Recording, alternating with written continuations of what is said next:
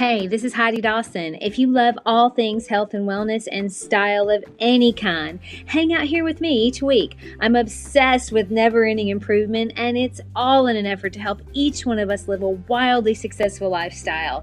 Subscribe today so you don't miss a thing. Hi, guys. Welcome to episode 414 of the Wildly Successful Lifestyle Podcast.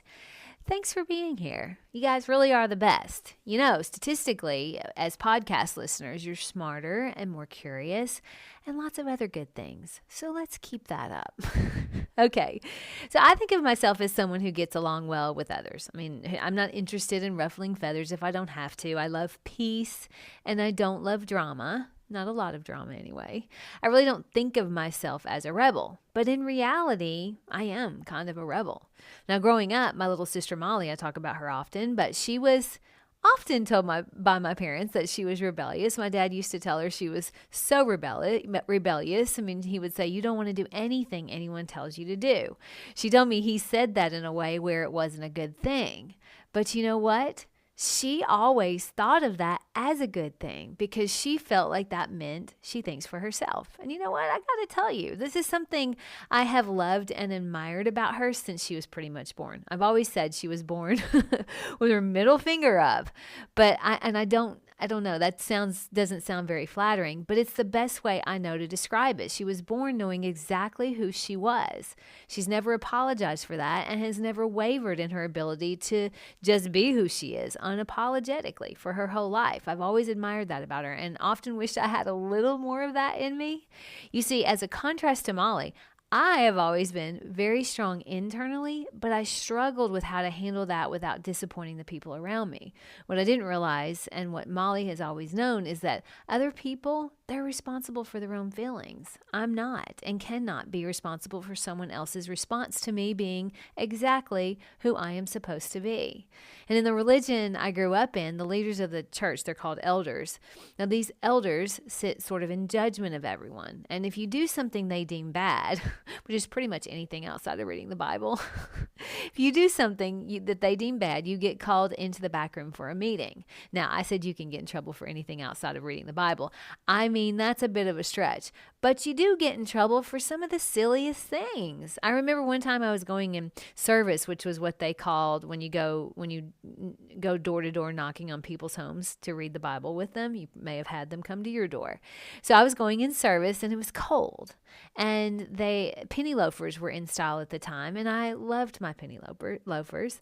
So I wore my penny loafers with my skirt and socks. Now, one of the other ladies in the group thought this was inappropriate, and she complained. So I got called back into the back room with an elder, and he had to tell me, that's just not appropriate or whatever. So another time I got in trouble because at the time, the wet look, do you remember the wet look for curly hair, how that was in?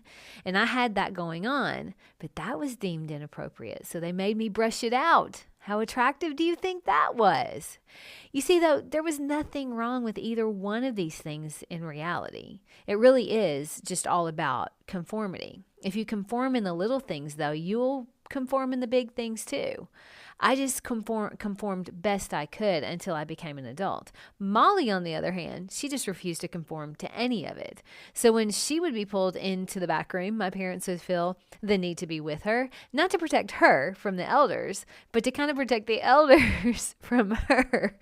You see, they will make you feel so small and so ashamed of who you are as a person. And if you have a strong sense of self, you don't allow another person, regardless of who they are, to treat you that way.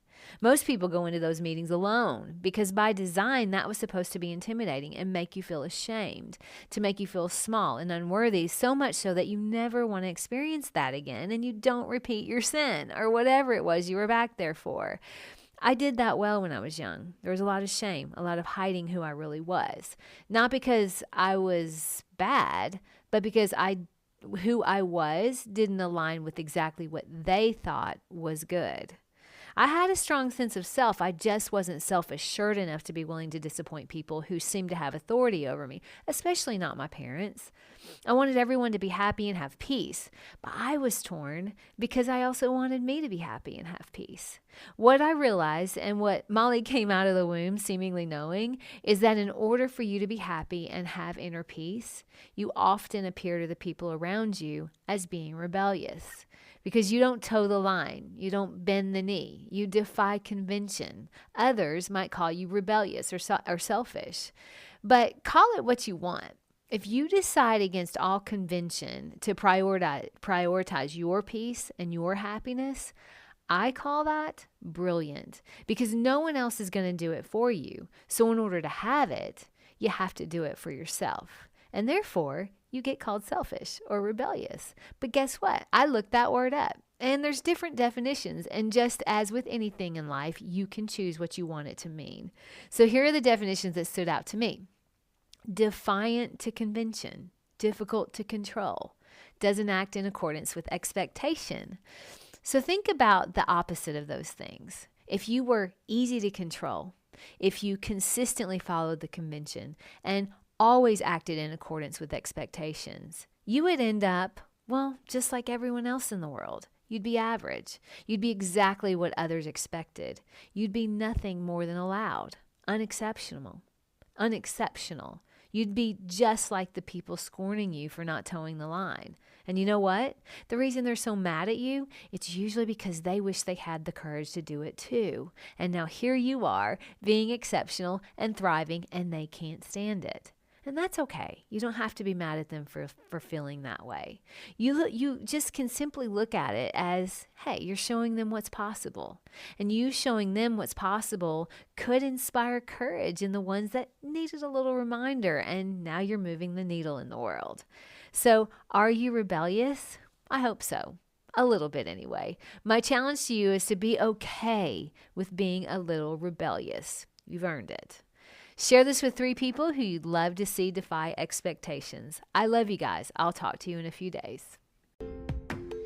Don't forget to subscribe and share with your friends, because we're just going to keep going bigger and better places together, and I love that about us.